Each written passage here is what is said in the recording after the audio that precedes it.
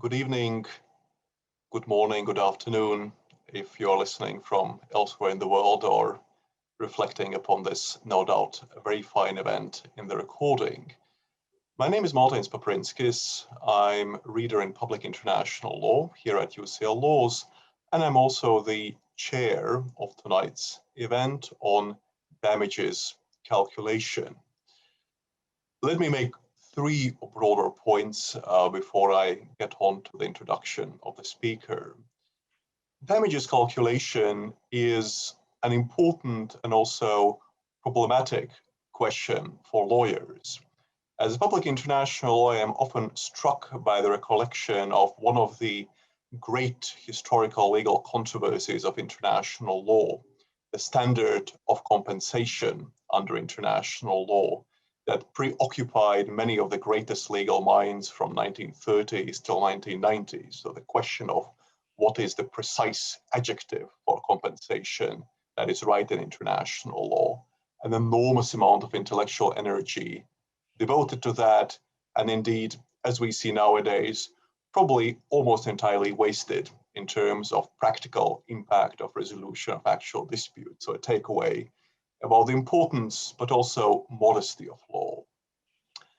The second point is about the great importance of question of valuation in dispute settlement, be it litigation, commercial arbitration, or investor-state arbitration in current disputes. Let me just give you two examples from recent investor-state arbitrations, the field that I'm familiar with.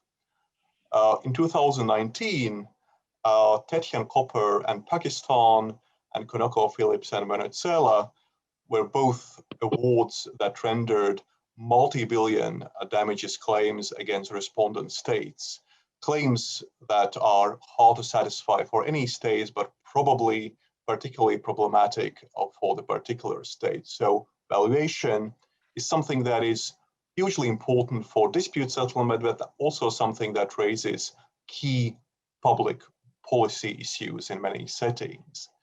And finally, that is something that one might think raises hard questions in the ever-changing world that we live in, particularly in the recent months and years, the questions about the impact on the assumptions of valuation by developments regarding climate change and the shift to legal energy in various legal settings. So these are just some of the reasons why I think today's talk is important both for technical lawyers, experts, and people interested in broader public policy themes. Let me now introduce our speakers, and we have quite a few speakers, so let me just explain, as it were, how the structure fits together. We will first have three speakers from HKA, a world-leading firm providing expert specialist services of multidisciplinary character in various topics, including international dispute settlement. The three speakers are Colin Johnson, who is a partner in HKA's forensic accounting and commercial damages practice, Michael Laming, who is an associate director in the same practice, and Rebecca Ruthven, who is a qualified chartered accountant and a senior managing consultant also in HKA's forensic accounting and commercial damages practice. They will give the main presentation of tonight. Then we will have, as a commentator, Sebastian Blomeier, who is an English solicitor currently with Munich Re. Very happy to welcome Sebastian back as a UCL alumnus. Since then, he has done many great things, including founding the Disputes Europe Latin America DELA network. So the roadmap is as following. I will give the floor to Colin and his team. Then Sebastian will provide comments. That is all that I want to say at the moment. Colin, the floor is yours, please. Thank you very much. Thank you, Martins. And it's a pleasure to be back at UCL again, albeit virtually. Martins and I were saying that this was originally scheduled for last March, but of course was one of the first things to get hit by the COVID factor, shall we call it? But it's a delight to be here, even if it is in a virtual format for now. And the delay has also meant that I'm able to be joined by my colleagues, Michael Laming and Rebecca Ruthven, as Martins has already introduced. Martins talked about damages being problematic for lawyers, and I think that was a very good choice of phrase. It's not comfortable territory for lawyers, and you know, as a sweeping generalization, if you want to watch a lawyer's eyes glaze over very quickly, put an Excel sheet up on the screen. You'll be pleased to know there's no Excel sheets tonight.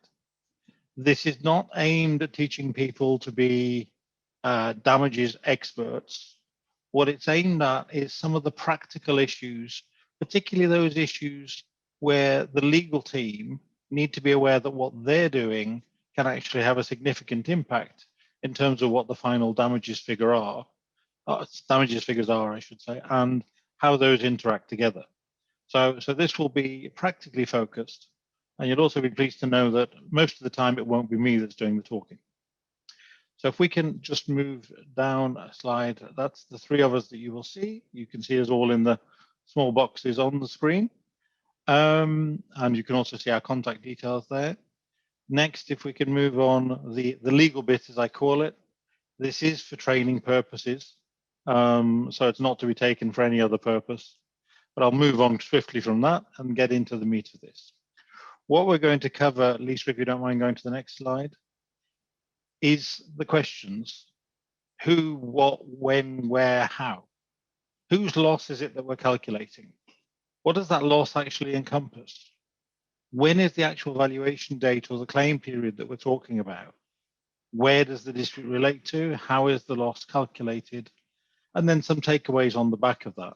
I don't think we'll have time this evening to go through some of the further case studies, but that will give you hopefully a good starting point for thinking about some of these issues. And even for those who are a lot more familiar, hopefully some new thoughts to take away and consider. So if we can move on, and when we get to the who, I pass you across to Michael. Thanks, Colin. So the whose loss are we calculating? Now, whilst in an ideal world, or at least in an ideal world in which disputes are arisen, there'd be a simple contract between two standalone entities, which one party has breached and for which the other party suffered damages. In reality, that's not a particularly common occurrence. What's more common is something rather less clear. In terms of the who, that often means a dispute with a number of relevant parties, including those that have caused or contributed to the breach, those that have suffered as a result, and a number of other directly or indirectly linked parties that may be necessary to consider when preparing the claim and determining damages. And so in that sense, it's pivotal that this early review and analysis of the evidence is performed, that the dispute matter is understood, that the party or parties who've suffered the loss are identified, and separately, as we'll discuss on the next slide, that the party or parties that are legally able to bring the claim for said losses are identified as well. So with that, let's take a look at some of the other aspects to consider when it comes to the who of damages calculations. These, if you could pass on to the next slide. Thank you. First of all, whether or not any loss has been passed through to others by the claimant. So what I mean by this is whether the loss sits with the claimant or whether the claimant may actually be seeking to claim for a loss that it's managed to avoid for one reason or another. Be it because the loss is covered by an insurance policy or guarantee, be it because it's passed the loss on to another party in the chain, such as the end user, or be it because it's taken mitigating steps that have effectively reduced or avoided an element of the loss. So let's think about this in a practical example. Let's say a cartel has been found to have been setting prices at an artificially high rate, and one of its customers has suffered a loss as a result. Whilst in theory, the customer or claimant has suffered a loss that it can quantify in the form of the artificially high price as compared to what it should have been paying, if the claimant's been able to pass that price on to its own customers, then the loss no longer actually sits with it, rather it's passed through the loss. And whilst that's just one example, as I'll demonstrate in one of our own case studies on the next slide, it's not a one-off, and it basically serves to highlight the need to consider early on whether the loss in question actually sits with the claimant or whether it's been passed on to another party. Next up, should a different party be bringing the claim? Once again, this goes back to the importance of reviewing and analysing the evidence and establishing not only the party or parties that have suffered the loss, but also the party or parties that are legally able to claim for said losses. In other words, to whom is the duty of care owed? And this will typically be found in the contractual documents.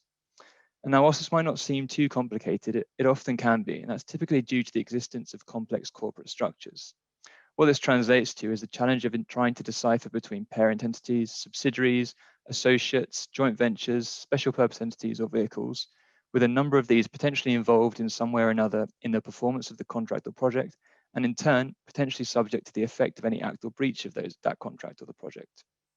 And despite this being a particularly important aspect, in other words, determining who should be bringing the claim, it can often be overlooked.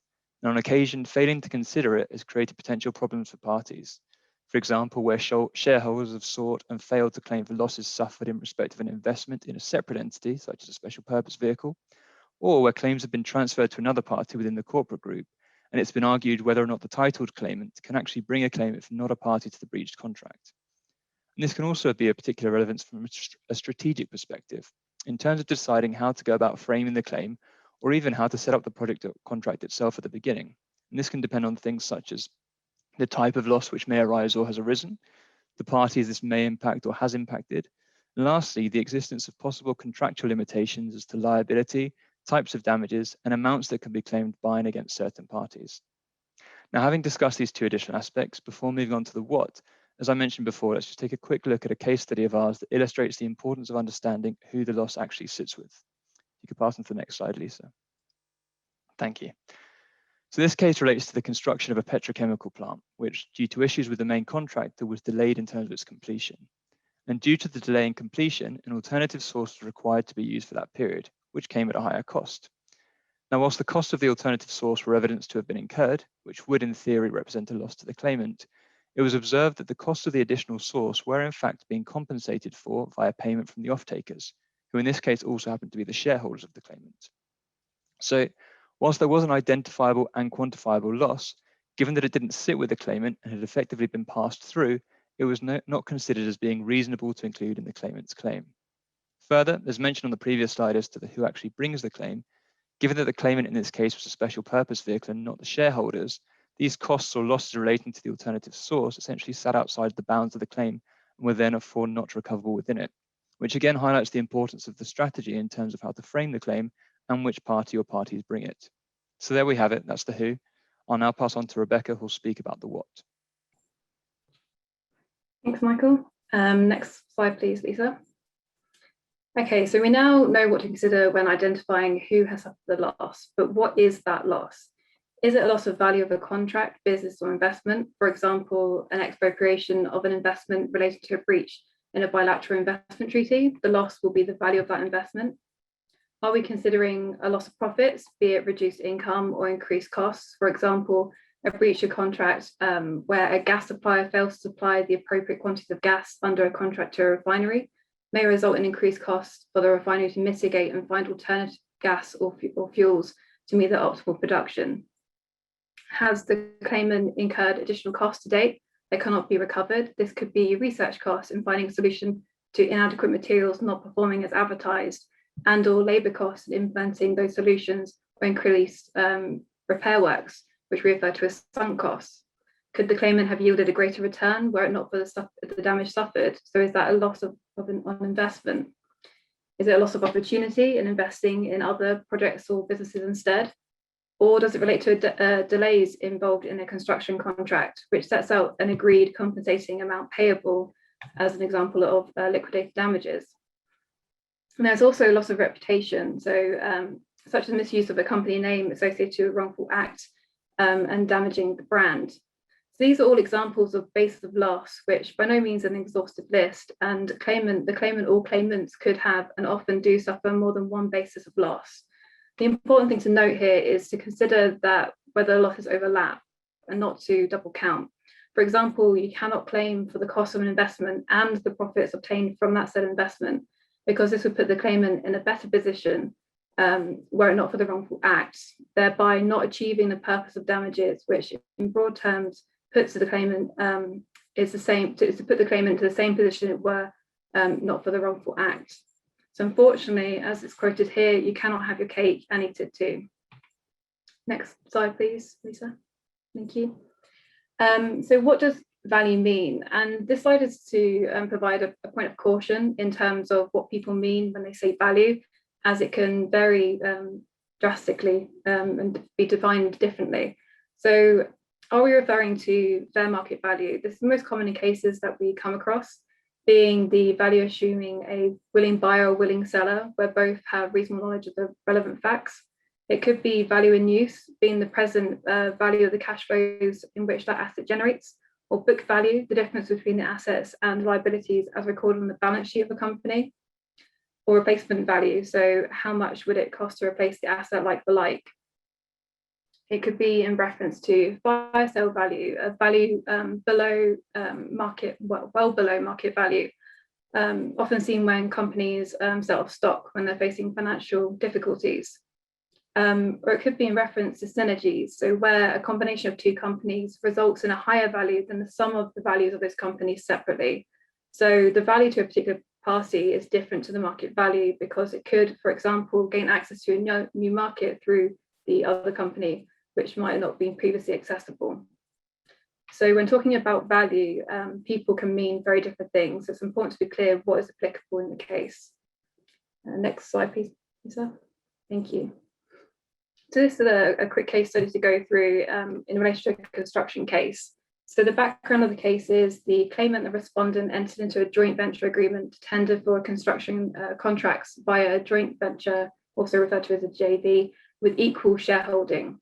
So, however, the respondent tendered for the construction contracts, which were ultimately awarded via a JV with the claimant under an alleged unauthorized joint venture agreement instead. So this is where the shareholding of the claimant was considerably less than what was agreed, so it wasn't 50-50. In terms of the damages issues, we want to be looking at what is the loss suffered and are there multiple alternative bases of loss to consider. So firstly, the claimant has suffered a loss of profits from the contracts awarded, as a proportion of profits attributable to the claimant is reduced by the diminishing shareholding in the JV awarded those contracts. So it doesn't get 50%, it now gets less. Secondly, we would consider whether the working relationship was ongoing between the parties. In this case, it was not, because of the actions of the respondent, trust was lost. So the claimant was looking for compensation on profits lost on future contracts as well, which would or could have been jointly tendered for and awarded to the JV with the respondent. As an alternative basis, the investments made by the claimant in the JV to date could be considered wasted, if not an ongoing long-term business. Now, note, this is an alternative to claiming loss of profits on awarded and future contracts. You cannot, as I've previously mentioned, claim both the cost of the investment and the profits on that investment. Another consideration in this case was that the JV used the name of the claimant in its title. So now the claimant has essentially been pushed out of the JV and has no control over the running of it or the contracts awarded. So if, for example, delays occurred, the claimant couldn't help rectify or mitigate those delays. So consideration has to be given as to whether there was a loss of reputation as well. So that's it on the what. I'm going to hand you back to Michael to cover the when. Next slide, please, Lisa. Thank you. Thanks, Rebecca. Now, when it comes to the valuation date, it's worth noting that this typically depends on the type of loss being assessed. So if we take a look here at a few examples of how this might vary. First of all, a loss of value claim. For example, a claim in which a business has been lost or destroyed. For this type of loss, we typically take the date at which the breach took place as the valuation date and use information available at that date to assess the value of the loss. Secondly, loss of profits claim. For example, a claim in which a party suffered a loss of profits as a result of, say, a contractual breach. For this type of loss, the valuation date will typically be the date of breach, but can also be the date of award depending on the specific circumstances of the case, and the loss will be assessed based on the information available at that respective date. Thirdly, a sunk cost claim, for example, a claim in which a party's incurred costs that can't be recovered. For this type of loss, the valuation date will typically be the date of breach, and the loss will be assessed looking at the costs incurred during the investment period. And for our last example, a business interruption loss. And what distinguishes a business interruption loss from the previously mentioned types of losses is that for a business interruption loss, the relevant date is essentially considered to be either once the interruption has ended or once the indemnity period's ended, with the calculation based upon the full period of interruption, thereby making use of all information available up to that date. So having explained how the valuation date may vary depending on the type of loss, let's take a closer look at the impact of choosing between the date of breach and the date of award, which can often be a matter of significant debate when it comes to calculating damages. Next slide, Lisa. Thank you. Now, it's probably already evident the choice of valuation date can have a considerable impact on the valuation amount. And that's because it essentially determines the information to be used in the valuation, both internal information and external, such as movements in commodity prices, or rather timely, the impact of a global pandemic. It's for this reason that there should always be a discussion between the expert and the legal team as to the appropriate date to apply, even if it's subsequently determined to be decided by a legal matter, or it's determined that there's not an option, which may be the case beyond the realms of investment treaty disputes and acts of unlawful expropriation. However, when there is an option, the alternatives put forward will often be the date of breach or the date of award. In a nutshell, the difference between the two of them primarily relates to the use or not of hindsight. So as to the date of breach, this is often applied given that by using hindsight, it can be argued that this can distort the purpose of the exercise of calculating damages. For example, it might be argued that applying hindsight would permit the evaluation of whether or not risks that existed at the date of the breach have materialized or not, which is information the claimant wouldn't have had at the time. Alternatively, it may allow for distortions in the valuation due to the actions of parties following the breach, such as interference, theft of trade secrets, or other anti-competitive behaviors. That being said, there are arguments that the date of award and the use of hindsight can provide a more complete valuation in order to ensure full compensation. And that's given that events may occur after the date of breach that could call into question the appropriateness of assumptions that existed at the date of breach. Now, given that both approaches have been and continue to be accepted, as well as a type of hybrid approach that uses hindsight as a sort of reasonableness check, it's clear that there's no one-size-fits-all response. But rather, this once again comes back to the importance of those initial reviews of the specifics of the case and making the decision based on those. And speaking of the specifics, here we can see it's just worth highlighting a few other matters that might influence the decision as to which valuation date to apply. First of all, whether there's a single breach or whether there are multiple breaches, as multiple breaches might muddy the water sometimes somewhat as to how to separate out breaches and their respective impacts at different dates. Second, particularly relevant to investment treaty disputes, whether there have been both lawful and unlawful expropriations, which once again may create an added complexity as to separating them out and their respective impacts at certain dates. And third, losses or benefits which the claimant has been excluded from, which only come to light after the date of breach, and which, but for considering the period after the date of breach, may not allow the claimant to receive full compensation. And lastly, on valuation date, just to explain quite how dramatic an effect the selection of choosing between the date of breach or the date of award can have, on the next slide, we set out the change in oil prices over the last 10 years, with oil being a typical commodity that can sit at the heart of a dispute, and depending on the valuation date selected, can play a significant role in the final valuation amount. Next slide, please, Lisa. Thank you. So looking at the shift in oil prices, let's set up an example. Let's say a contractual breach occurs in 2012 when the oil price is around $120.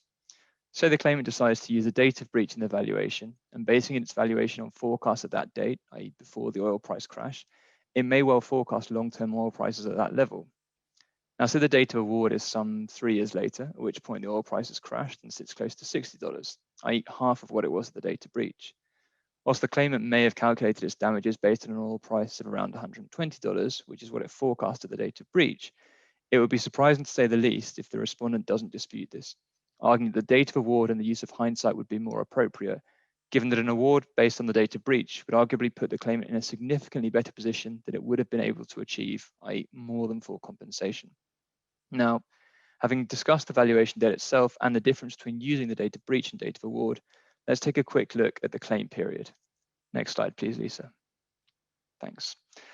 As was the case with the valuation date, the type of loss being claimed is of particular relevance when it comes to determining the claim period.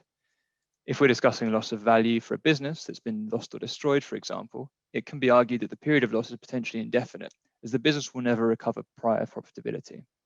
Whereas if we're discussing a loss of profits, we're likely talking about a finite period of time. Now, in some cases, determining the claim period may be relatively simple, such as where there are contractual limitations like the term of a contract. However, in other cases, it may be subject to the discretion of the parties, such as determining the physical or useful life of the company or asset in question. In any case, there are some further matters that will be relevant. First of all, the impact of mitigating actions. In most jurisdictions, the claimant is required to take steps to mitigate the extent of a loss, and in some cases, this may well shorten the period of the claim period if the actions are effective. Secondly, there's the question of availability of market, in that if the availability of the market for the consumption of a good or service is limited to a set period, then equally it wouldn't be appropriate to extend the claim period beyond this, even if those goods and services could continue to be produced or provided. And we'll see an example of this in the next case study. And lastly, and perhaps more relevant where the claim period is considered to be potentially indefinite, is the calculation of the terminal value. This is the present value of all future cash flows at a specific point in time. And whilst it's not an issue to discuss in any detail here because it's pretty technical, it's often a point of significant debate in damages calculations, which is worth bearing in mind both in the terminal value calculated and the assumptions that support it. Now, before passing over to Colin to discuss the where, I'll just run you through that quick case study which illustrates the relevance of the when, with a particular focus on the importance of assumptions and specifically the determination of the claim period. Next slide, please, Lisa. So this case relates to a coal mine that, as a result of a fire, was forced to close temporarily and was eventually forced to close permanently. In other words, on the face of it, we're talking about a loss of value due to the destruction or loss of the business. Now, whilst the claimant submitted fairly extensive forecasts, which included continued profitability and a claim period of 15 years based on the capacity of the mine, these forecasts were challenged on a number of matters, in particular the assumptions of profitability and the claim period. As it turns out, in addition to the coal mine having suffered several years of decreasing profits, which called into question the forecasts on profitability, it was also observed that the mine was expected to close within 2 to 3 years due to the loss of its available market, and that resulted from various factors, including but not limited to social pressures as to the use of coal. As such, the matter turned from a set of forecasts with an assumption of continued profitability in a 15-year claim period to a detailed analysis of reasonable profitability, and if so, for how long, and the limitation of the claim period up to the date of expected closure of the mine due to the loss of the available market. So in terms of matters to consider, above and beyond the general importance of analysing the specific nature of the claim, in this particular case, the concept of the claim period and actual useful life became a key matter, with a detailed analysis being performed as to the physical, economical, and social factors relating to the coal mine in order to demonstrate that whilst the coal mine may have had capacity to continue producing for 15 years, its available market was only likely to exist for a period of 2 to 3 years, thereby limiting its claim period. With that, I'll now pass back to Colin to discuss the where. Thank you. Thank you very much, Michael and Rebecca. Having looked at what the loss is, and when the loss is, and whose loss it is, there are also aspects, if we move on to the next slide, please, Lisa, in terms of actually where are we talking about?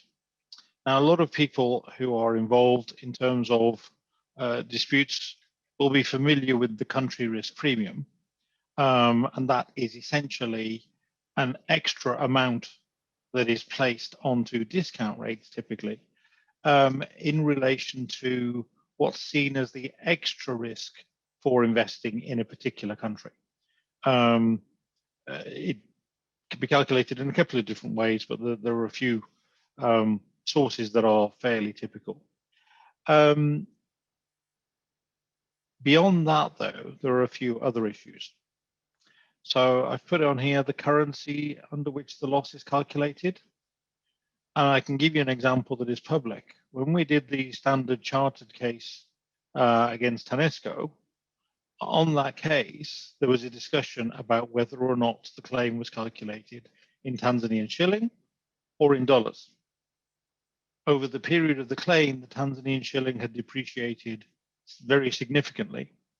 And in the end, the tribunal decided that it would apply the Tanzanian shilling approach in terms of calculation of the loss, only converting it into dollars as at the date of the award. That meant that there was a significant percentage of what would otherwise have been allowed that had to be discounted. So the currencies that are actually being claimed can be a very significant factor in terms of looking at your final damages amount. If we move on to the next slide, please. That's not the only issue that you need to take into account in terms of location impacts. So yes, country risk premium will address the standard political issues, currency convertibility issues, and overall economic issues in a country. But what it doesn't specifically address are some of the points that I've listed here, as they would apply to a particular project. So is there actually a local market for the good or the service that is being put out to offer? I had a case that was looking at the supply of gas from a gas project but actually that gas had no real local marketplace because there wasn't a substantial off-taker of gas in the country, in the city that were involved. Equally, when you look at transport and logistics on that project, it was a long way from where there was a market and would have been extremely difficult to actually transport. So that needed to be factored in.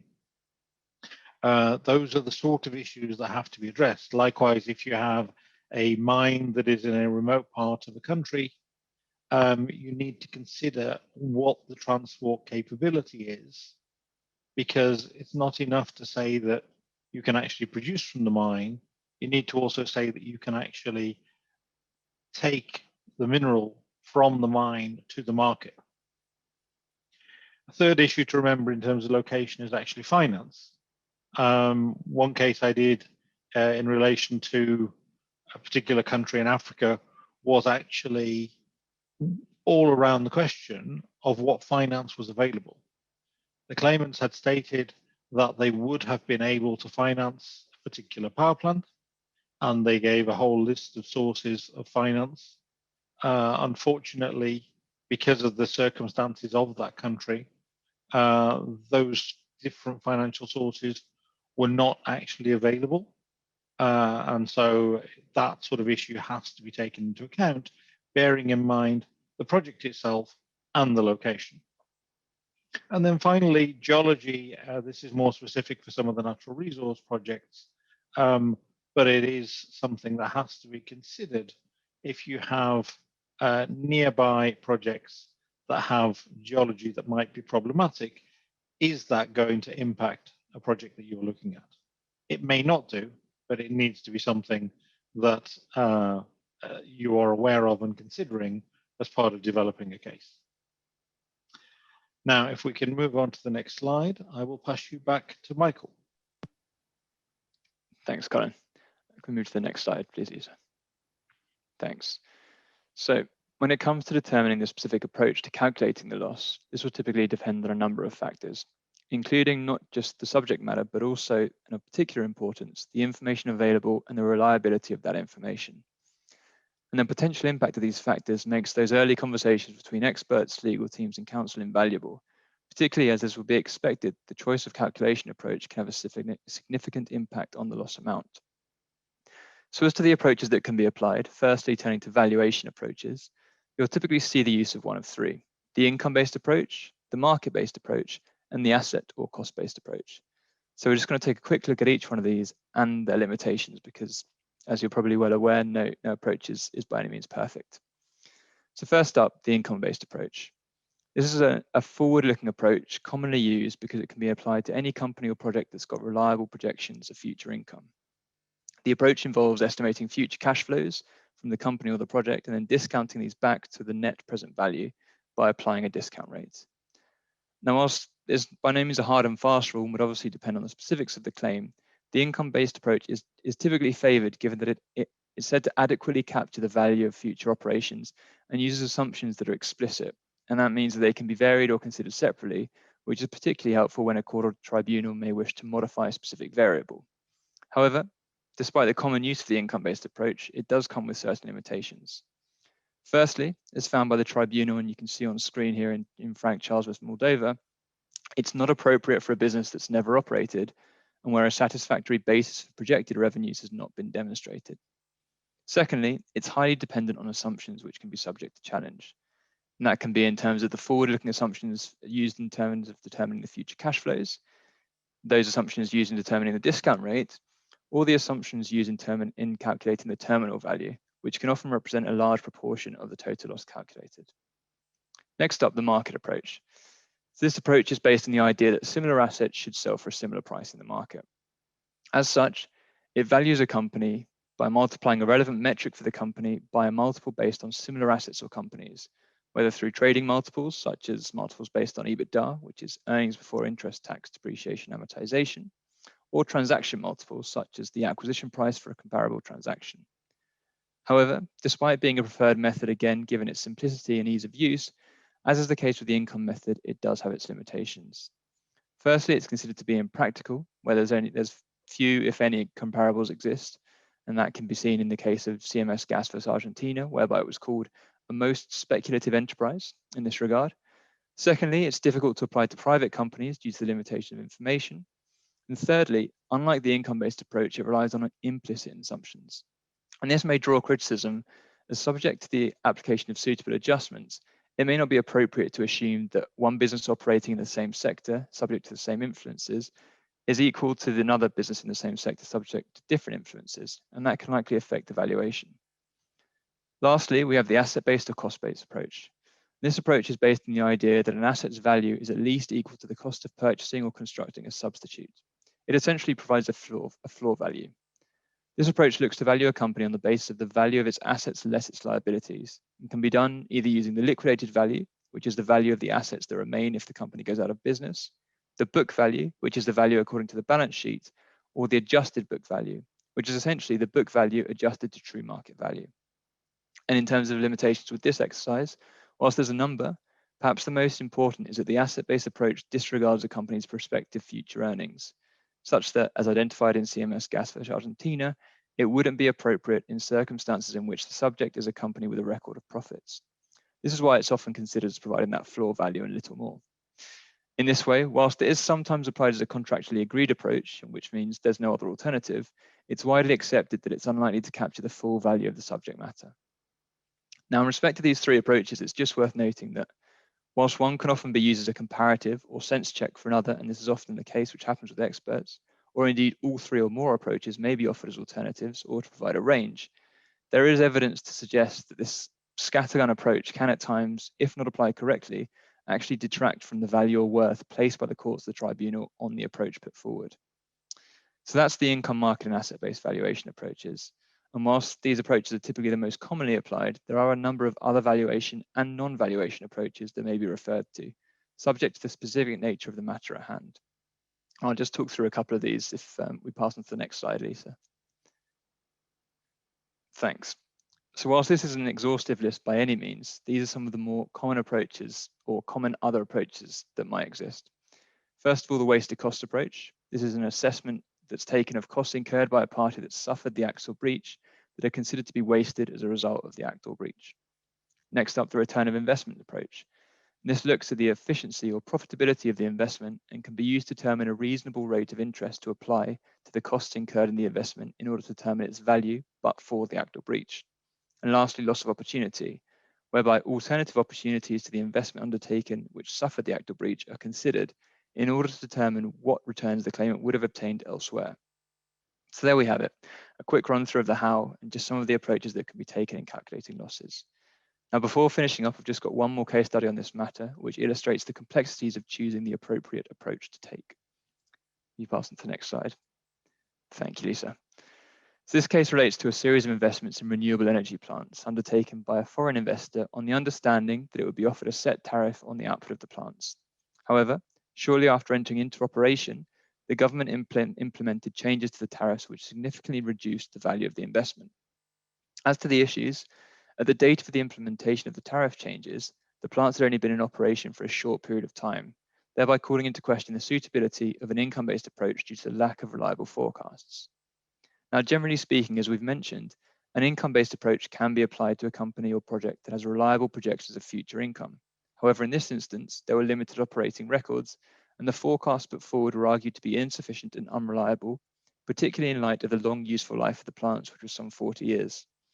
However, given on the one hand the unique nature of the investment, and on the other hand, the fact that the investment had been undertaken on the basis that the government had allegedly guaranteed positive economic returns, it was considered that a market-based approach wouldn't be suitable on the grounds of lack of comparables, whilst an asset-based approach wouldn't be suitable in order to fully compensate the investor. So as a result, the claimant sought additional data through external studies and other sources in order to support an income-based approach, arguing that the future cash flows could in fact be reliably estimated. And this approach convinced the tribunal, which considered the income-based approach in this instance to be most appropriate on the basis that the method of quantifying future cash flows was not particularly complex and that said cash flows could therefore be forecast. However, just one final word of warning on this case in particular, the tribunal did dispute the claimant's proposed useful life estimates and revised the valuation accordingly for a shorter useful life, which just goes back to the when and the appropriate claim period. So with that, I'll hand back to Colin, and that's the end of the how. Thank you. So if we look at the key takeaways before handing over to Seb, if we can move on to the next slide, please, Lisa. When we talk about who, early identification of the claimant can actually help in terms of adapting the case strategy. And this is for the claimant, but also it does apply for the respondent. And it's just understanding what issues you may face with the damages right at the start will help you in terms of making sure that you've got the right parties in what you're putting forward in your pleadings. That question of what, because there are different ways of framing a loss, and because the information available varies very much from case to case, it's a question of identifying what is possible legally, what is also possible practically, and what is most appropriate. Moving then onto the when, we've touched on how that can make such a big difference, but it is often in practice an issue that for the legal team isn't black and white. There may be different dates that could be chosen in terms of what's actually treated as the breach, or whether there's a sort of an ongoing cumulative set of breaches. So those are the sort of issues to be gone through there. In terms of the where, it's just being aware of the different broader issues that can actually bring for the quantification of the damages. And finally, with the how, just to remember that there are these different options. It's not always agreed, even between valuation experts or damages experts, which approach to use, or indeed how to actually apply each approach. So it's worth having an understanding early on of what issues might be faced on that. And with that, Seb, I think over to you. Thank you very much, Colin, Michael, and Rebecca for the insightful presentation on what lawyers have to consider when assessing the damages in international arbitration cases. And also thank you very much, Professor Paparinskis and UCL, for the invitation to today's talk. Before I commence with my concluding remarks, I highlight that the portrayed views are my personal views and not the ones of my employer. Having said that, when we look at arbitration awards, the expression last but not least is one that is ought to be applied in this context.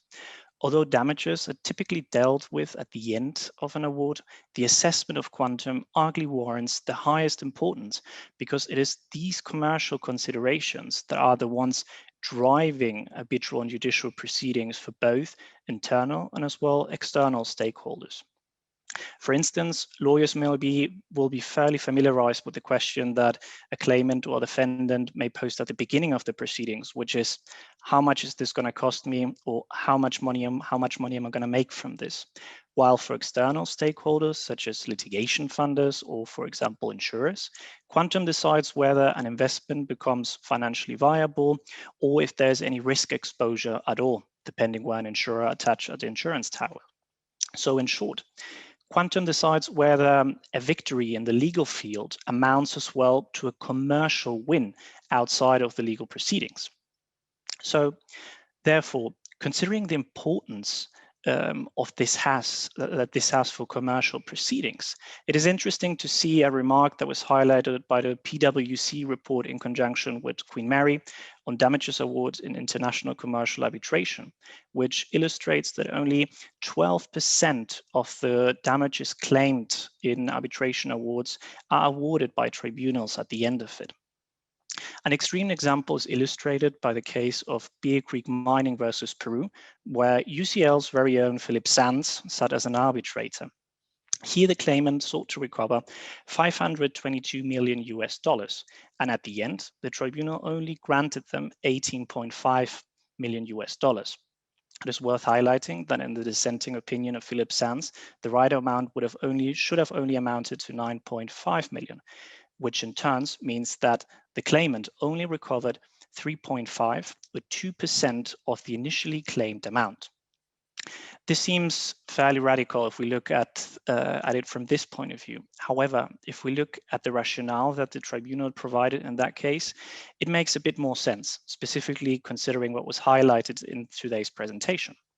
For example, the claimant was a mining company with a concession contract to extract silver in Peru, and they based their calculation of damages in the income method, projecting stable silver prices and also all other sorts of assumptions that were fairly positive for a length of over 20 years.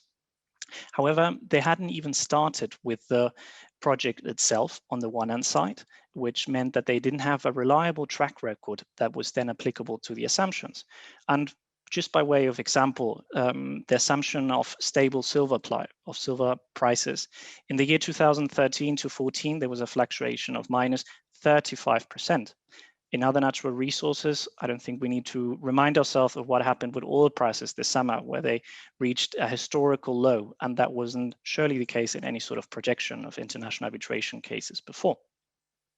So considering how important this subject is, lawyers were able to understand these dynamics and implement them in their case strategy will have a considerable advantage, because they will be able to provide a more accurate prediction of what the claimant or defendant may expect in their calculation of damage, and through that be able to add additional value to their services, which seems to be the holy grail of private practice in these modern times. However, the legal field of calculation of damages is one that remained fairly unexplored and at times not yet entirely satisfactory. Take, for instance, the field of creeping expropriation, which is when the state gradually, through wrongful acts in forms of legislations, regulations, or taxations, may cause an investment to fail. Although these wrongful acts are actions solely implemented by governments or defendants in this case, the ILC does not grant full reparation in this case, which seems to be somewhat of a disconnect between the theory and a practice, and raises an array of questions in this context. Although I would love to go into more detail of the field of creeping expropriation, the limited scope of today's presentation does not allow us to go into more detail, but I thoroughly recommend the article that was written by today's moderator, Professor Paparinskis, and that was published on last summer in Modern Law Review. So feel free to read it and gain more insights from that. However, the point on lack of understanding and application of quantums is, for instance, illustrated as well in other cases.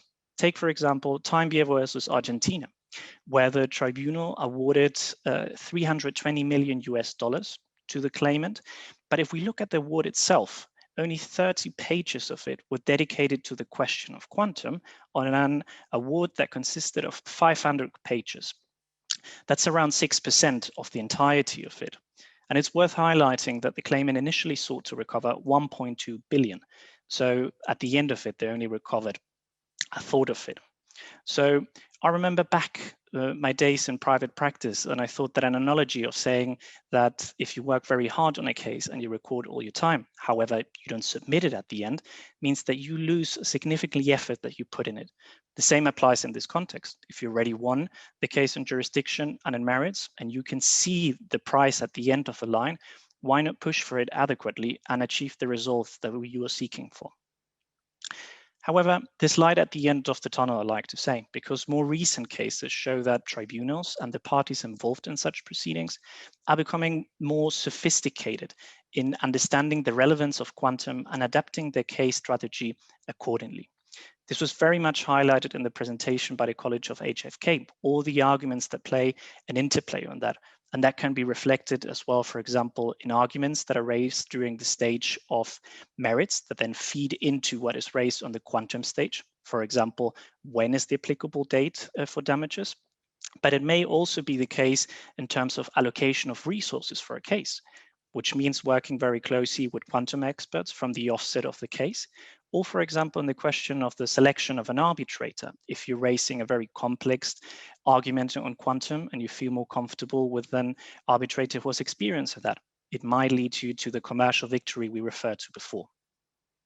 So to conclude, Ultimately, getting the quantum aspect right is the element that is most important to your client. As I referred at the beginning, the first question that you will be most likely to be asked is, how much will this cost me? How much am I going to recover from this? So lawyers who understand the elements of quantum and collaborate with experts in the field will A, add significant value to their services by providing more accurate estimation and shifting the focus to what matters to the clients most, the financial proceeds. B, have a differentiating factors to their competitors, because as you've seen, this is still a field that is yet to be developed, and having a key understanding of it means that you will have something where you can gain additional value. And last but not least, from an academic and intellectual standpoint, being able to be involved in this field that is yet to be shapen is something that appears to me as a very interesting prospect. So in that sense, I say thank you very much for the presentation of HFK, to UCL again, and to the audience. I hope that you enjoyed today's presentation, and I pass back to Professor Paparinskis. Thank you. Thank you, Sebastian, for very insightful comments. Thank you, Colin, Rebecca, and Michael, for the analytically sharp dissection of this complex field, building on the wealth of practice that listeners can fully glean on the CVs on our website. I think it was an absolutely fantastic event. Let me just conclude with one of my sort of favorite anecdotes on the topic, not my own, but that of a great figure in the field, Judge James Crawford, from his American Society's Grotius lecture from a few years ago, where he was telling of a conversation that he had had with a student who had said that the student, not Judge Crawford, was very interested in obligations in investment law, but he did not much care for quantum. Judge Crawford said that, he had responded that in his experience, clients generally did not share that perspective. And I think tonight's talk is an absolute evidence that, Judge Crawford is rightly on the International Court of Justice. It was a pleasure to have all of you. It was really a pleasure to have such a fantastically large crowd of listeners with us. Have a very nice evening wherever you are.